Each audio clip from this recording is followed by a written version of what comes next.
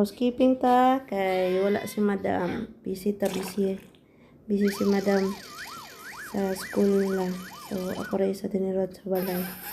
Nagimo ko na iyahang gipahimo sa ko nga taod-taod na sa mga tulok adlaw na. Nya kani gimuan ako og space sa kwarto kay feeling na ko dako siya. Taban-taman ako ginimo. Gamay di kay na ni day siya kagamay.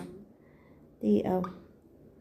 Imbiyan ako ng kwarto kay stang abuga sige ubog sigat-ngating sa madam. Napa na to apil ang wall. Map to cool. Sige. Housekeeping mo na karon na documentation. Nga video, document ako para di na kayo ko magkwento kay madam ba pang ubulit siya kung nakunsa ko. Nakapakita. Ganina, nagkuhan ko. Ato ko palikmin, namalingkin ako, naglimpyo ako grep, kalaban ako, sampay-sampay, hangin-hangin na siya sa gawas ron. Bedding sa ta, body mechanics na call. Okay, pina-background yan eh. Kay, anong dili ni mag-pan sounds. Ano ma-upload? Nagdusting. Map na pod. Sige. Ano yung mga boarding house dere?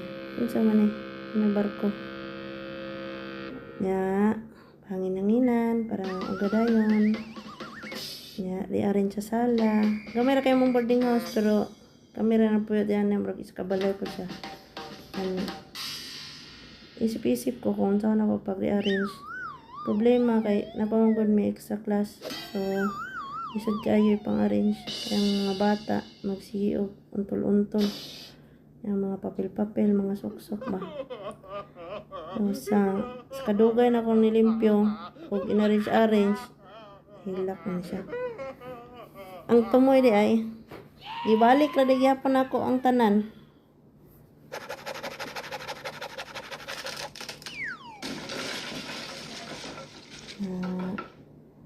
Nagipilo na ako ng table.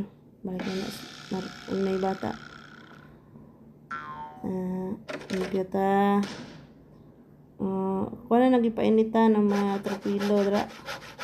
Para limpyo ang paminaw madam magkuli. Ang mapod ta, map. Lipong ang red pan. Electric pan, lipong. Sunod. Ako na po yung malipong unya. Tulog. Mara pa may baton. Kaon ta. Tulog. Kahapon. Vlog ni sa utok nila.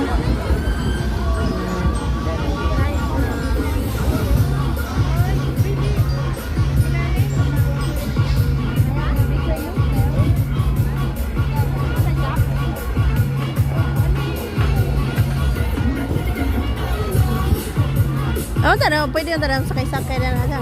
Pero wala man. Pangon sa lang na siya. Katong basket, di ba? Nasakyan. Pero kuha na siya. For kamay lang na siya. Ang iyang capacity ba? Mora ng basket na. Baka.